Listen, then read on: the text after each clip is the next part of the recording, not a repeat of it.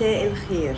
الفيديو النهاردة مش عن التغذية، الفيديو ده عن العقد ده، فاللي مهتم يكمل معايا، اللي مش مهتم هو مش للتغذية خالص.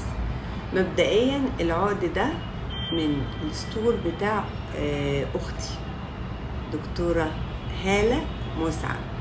احنا كلنا بنحب الفن، وانا حبيت حتى شغل التجميل والفيلر والبوتوكس ده لاننا بنحب التفاصيل، فاللي بيحبني لازم يدعمها، وانا هحط لكم اللينك بتاع البيج بتاعها.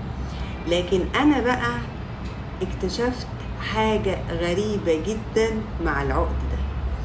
مبدئيا اختي كانت عاملة بازار وحاطة المنتجات، وانا بعمل لايك على الصورة. العقد ده انا عملت كده، ده بتاعي. وبعدين بعتلها هالة العقد ده حد خده؟ قالت لي لا موجود. طب انا هاخده.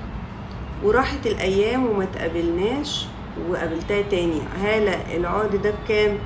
قالت لي ب 400 جنيه تحجزي. وبرضو ما تقابلناش. طيب شفتها تاني وتقابلنا تاني. طب هالة هو العقد لسه عندك؟ قالت لي يا نهلة انت كل شويه تساليني عليه. قلت لها عاجبني بس انا مش عارفه على الحقيقه هو عامل ازاي. قالت لي خلاص هجيبهولك.